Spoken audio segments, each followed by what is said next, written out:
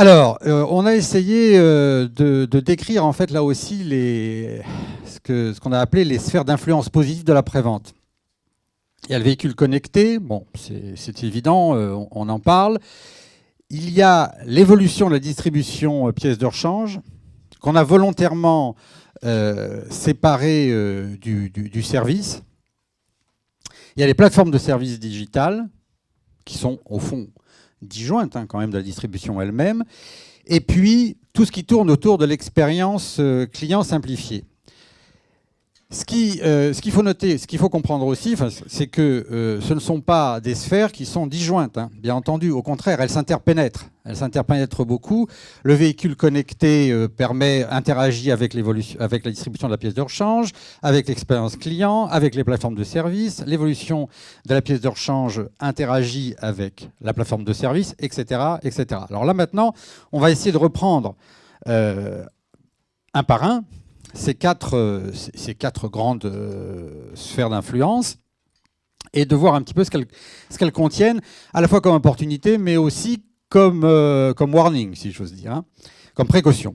Alors, la maintenance prédictive, on en a beaucoup parlé, c'est-à-dire en fait la possibilité qu'a le véhicule de communiquer directement soit au constructeur, soit directement au concessionnaire, ou soit à n'importe qui d'autre d'ailleurs.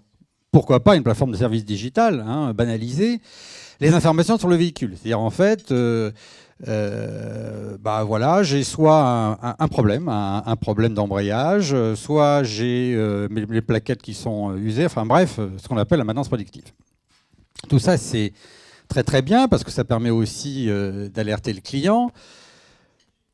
Mais là, alors je vais jouer un petit peu les vieux tromblons, mais il faut aussi avoir une chose en tête, c'est que le client n'a pas forcément envie qu'on lui dise dans 500 km, il faudra changer tes plaquettes. La réaction d'un client en termes de maintenance, elle est plutôt curative que prédictive. Donc ça veut dire que lorsqu'on utilise... Oui, on va faire entretien sa voiture rarement d'une manière complètement préventive. En disant, tiens, regardez ce qu'il y a à faire sur ma voiture. C'est plutôt rare. Surtout qu'on s'adresse à tout le parc. Là. On s'adresse à un parc qui fait en moyenne, en France, qui a en moyenne, je crois, 8 ans d'âge, un truc comme ça, ou un peu plus même. Donc vous voyez, c'est à tout ce parc, pas uniquement les véhicules neufs. Donc c'est un outil, la maintenance prédictive, que l'on peut utiliser, certes, qu'on doit utiliser, mais avec beaucoup de précautions sur la manière dont on va traiter le client. Le lien entre le véhicule et l'atelier, bon, on en a parlé tout à l'heure, c'est soit en fait comment dirais-je, de la maintenance prédictive ou de l'intervention à distance. Seulement là aussi, il faut prendre garde à un certain nombre de facteurs. Quand le véhicule va envoyer de la data à un centre de traitement, il va falloir interpréter cette donnée. Quand c'est de l'usure de frein, par exemple, on pourrait se demander ce que ça apporte de plus qu'avoir un voyant au tableau de bord. Franchement, ce qui se faisait déjà il y a 25 ans, c'est pour ça que je suis un peu le vieux tromblon. Quand il s'agit de dire qu'il y a une conjonction d'événements qui sont en train de se produire sur la voiture qui font qu'il y a peut-être un problème d'embrayage, là, il faut être sûr que l'algorithme fonctionne correctement. Or, aujourd'hui, il n'y a pas encore d'algorithme qui permette de le faire. Donc, ce sont des perspectives, mais ce sont des perspectives qu'il faut manier avec précaution de la façon dont elles vont se développer. Hotline client, ça sera plutôt l'objet de ce qu'on discutera dans un prochain déjeuner avec l'e-call. Mais bref, bien sûr, le véhicule connecté peut envoyer un certain nombre de données. Et ce que je veux dire par là, c'est que les données qu'elles vont envoyer, qui dépassent celles qui sont déjà disponibles pour le client en temps réel, ne sont pas forcément facilement interprétables aujourd'hui. Et que deux, elles peuvent aussi entraîner des contacts, je dirais, avec le client qui soient mal gérés. Maintenant, tout ce qui tourne autour de l'expérience client simplifiée. Alors, là, vous avez... et on en a parlé tout à l'heure, à peu près tout, on peut dire, les interventions après-vente, tous les services après-vente qui n'ont dont l'après-vente s'enrichit avec notamment le digital. Il faut avoir en tête que les attentes des clients, aujourd'hui, en après-vente, n'ont pas beaucoup évolué. C'est-à-dire qu'en fait, et c'est naturel, ce que je veux dire par là, c'est que ce que le client demande, c'est une relation, puisqu'on va parler de relation surtout, transparente, ça c'est pas nouveau, c'est avoir un devis, c'est savoir quand je vais récupérer ma voiture, être sûr qu'elle va, bon. Une relation aussi personnalisée, ça par contre c'est une tendance qui s'accélère. Et ça veut dire que la personnalisation des services après-vente, qui ne sont pas forcément gratuits, est un axe sur lequel on doit travailler, et sur lequel travaille d'ailleurs l'ensemble des acteurs de l'écosystème. Alors, quand on parle de services après-vente, ça peut être des services après-vente classiques, c'est-à-dire l'entretien, et là, alors, je ne vais pas vous reparler dans l'ensemble des chaînes de réparation, mais elle se spécialise aussi. Elle se spécialise non pas seulement sur les produits, mais aussi sur les clients, c'est-à-dire des spécialistes qui sont des spécialistes flotte, des spécialistes plutôt véhicules anciens. Donc l'offre se segmente d'une manière de plus en plus importante en après-vente. Ça, c'est un point important. Le client veut aussi qu'on manage en fait l'ensemble de son TCO, de son Total Cost of Ownership. C'est-à-dire pas uniquement ce que ça coûte, en pièces, enfin, en euros sonnant et trébuchant, mais aussi son temps. Et ça, c'est une tendance assez lourde et qui s'accélère avec l'utilisation des outils digitaux. Hein, vous voyez, tous les gens sont avec leur smartphone en voiture. Au feu rouge, les gens... Contrairement à ce qui se passait avant au feu rouge, d'ailleurs, maintenant, les gens ne démarrent plus tout de suite. Après, vous ne faites pas klaxonner tout de suite, parce qu'en général, ils regardent leur smartphone. Donc, c'est en général 10 à 15 secondes après que l'on peut klaxonner quelqu'un le temps qu'il ait fini son SMS. Alors que, je fais une incidente, de mon temps, on disait que la définition du dixième de seconde, c'était le temps qui s'écoulait entre le moment où un feu passait au vert et le premier coup de klaxon que vous receviez. Ça n'est plus vrai. Les gens, c'est un fait, utilisent leur smartphone. Ça veut dire aussi que leur temps est de plus en plus précieux. C'est ce qu'ils considèrent comme précieux. Et ça développe des nouveaux services que l'on connaît depuis longtemps. C'est-à-dire les services dans les aéroports, les services dans les parkings, les services à domicile, dont parlait tout à l'heure Bertrand. Alors, qu'est-ce qui facilite ces services ? Bien entendu, ce sont les plateformes de services qui mettent en relation un certain nombre d'acteurs, à la fois pour des comparaisons, c'est-à-dire on parlait des devis en ligne, où vais-je trouver la meilleure réparation, le meilleur prix pour ma réparation, des rendez-vous en ligne aussi, qui proposent plusieurs rendez-vous en ligne, mais qui va proposer aussi des services à domicile, des services de mécanique ou d'entretien à domicile. Et ça, il est certain que cette tendance est facilitée par les plateformes de services digitales et aussi une structure du marché de l'emploi légèrement différente. C'est-à-dire qu'en fait, ce qu'on appelle pudiquement le do-it-yourself, ou pas pudiquement d'ailleurs, c'est en général, c'est souvent des auto-entrepreneurs, des petits mécaniciens auto-entrepreneurs qui achètent les pièces et qui viennent les monter chez le particulier.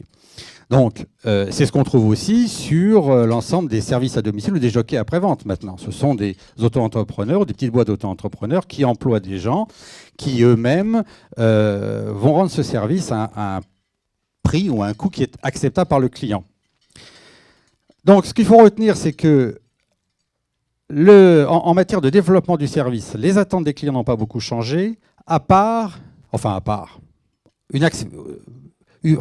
nonobstant une accélération de la demande de services personnalisés qui elle-même est facilitée par des plateformes de services digitaux et par une modification de la structure du travail. Avec un point commun à l'ensemble de ces services qui fonctionnent, c'est qu'ils sont, on peut dire, garantis par des tiers de confiance. C'est-à-dire qu'un client aujourd'hui va choisir un service en fonction de son expérience, mais aussi en fonction des avis qu'il va recevoir, et des avis qui sont donnés par des tiers de confiance. La conjonction de ces phénomènes accélère le développement des services. Alors, bien sûr, ça c'est ce qui concerne plutôt le choix du canal de service. Maintenant, bien entendu, le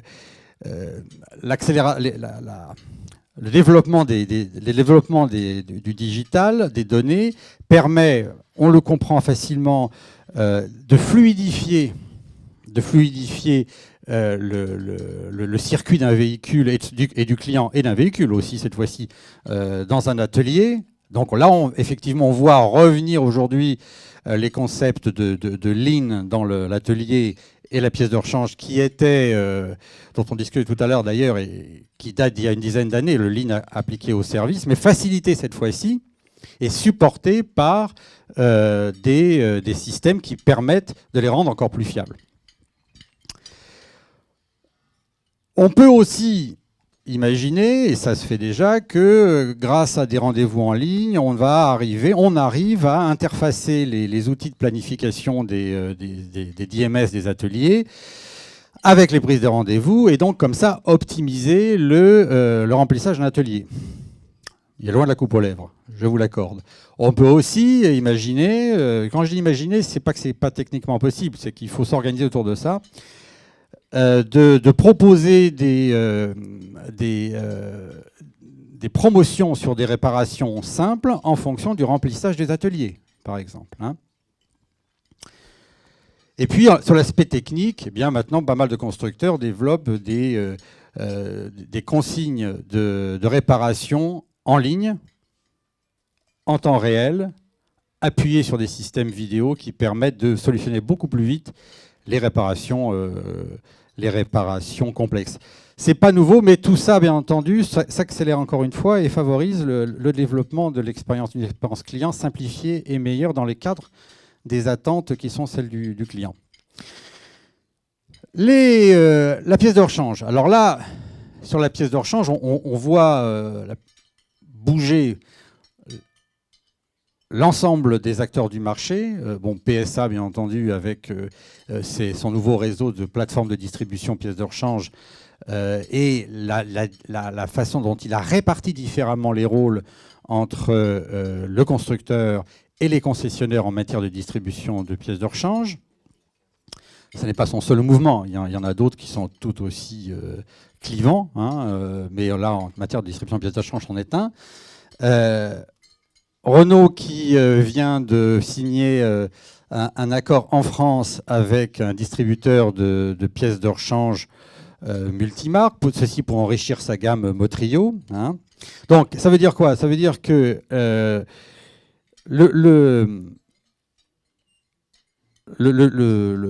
l'enjeu maintenant, il est à la fois sur une offre de pièces de rechange différenciée.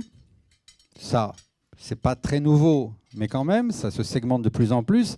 CF, ce qu'on a dit sur la segmentation des attentes des clients, entre des pièces qui sont sur des véhicules de plus de 8 ans, les pièces pour des véhicules de 0 à 4 ans, et puis les pièces constructeurs qui sont plutôt celles des premières années, les pièces récentes.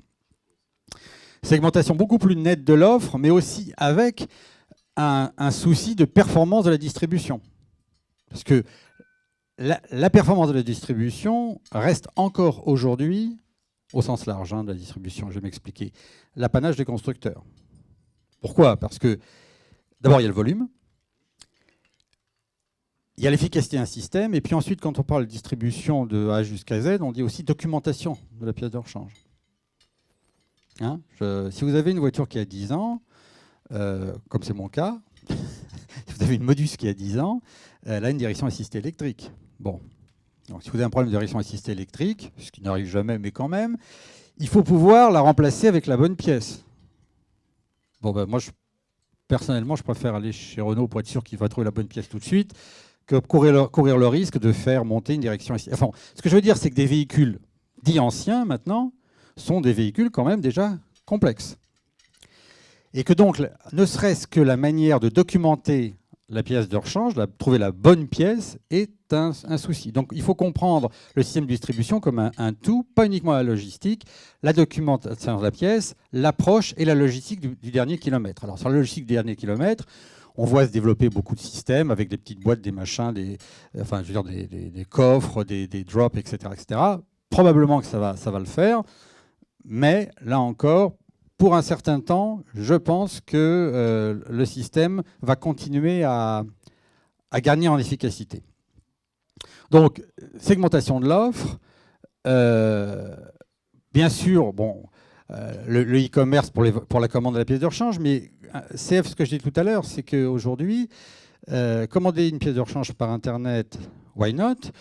Mais je ne suis pas sûr de la statistique, mais sur des pièces, si vous sortez les pièces extrêmement simples, comme les pneumatiques par exemple, vous avez quand même les 2 tiers des clients qui consultent sur Internet et qui ensuite, pour avoir une idée du prix de la pièce, et ensuite s'adressent à un spécialiste pour l'acheter quand ils veulent la monter eux-mêmes. Vous voyez? C'est pourquoi? Parce que ce sont des pièces, enfin ils ne veulent pas se tromper, quoi. Ils veulent pas Donc e-commerce, oui, c'est un canal qui se développe très vite et qui pousse l'ensemble du système, enfin qui tire l'ensemble du système dans sa performance, c'est-à-dire à la fois, bien sûr, prix-produit, mais aussi distribution et documentation.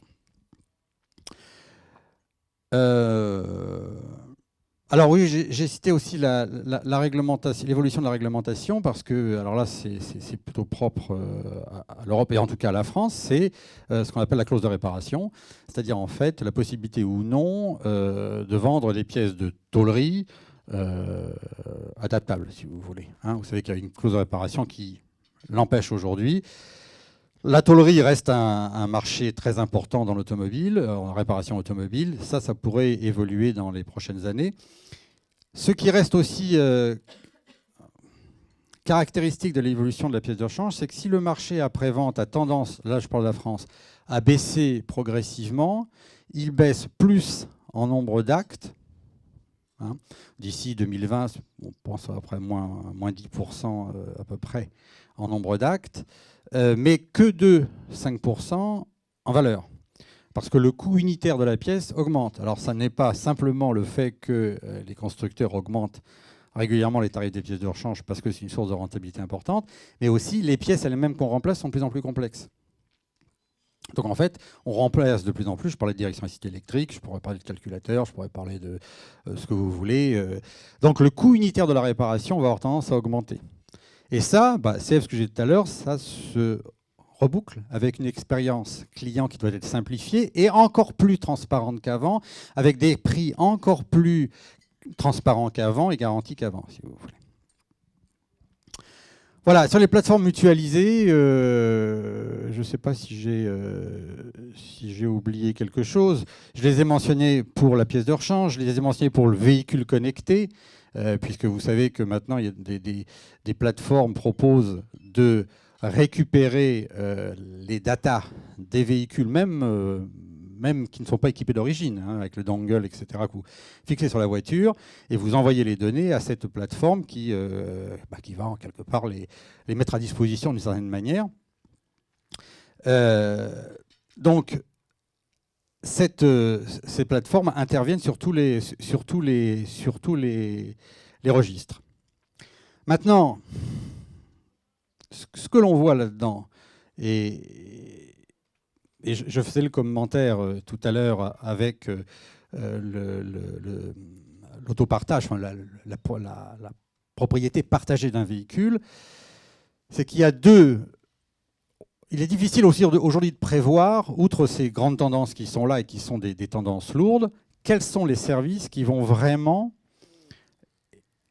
émerger et devenir des must. Il y a à la fois deux critères et 2 incertitudes. C'est qu'à chaque fois, il faut arriver à trouver des business models viables, qu'on est maintenant, alors sans faire dans une époque où heureusement on commence à accepter, en France je parle, hein, le test and learn, c'est-à-dire le fail fast, c'est-à-dire essayer, plantez-vous et recommencer. Donc il ne faut pas non plus trop s'exciter à chaque fois quand on voit une nouvelle expérience, dire ça y est, c'est qui est en général largement marketé, hein, c'est génial, c'est ça qui va... Non, elle va peut-être se planter, mais c'est normal qu'elle se plante. C'est ça qui est nouveau, c'est que c'est normal qu'elle se plante. Et on va recommencer jusqu'à ce qu'on trouve un business model viable adapté.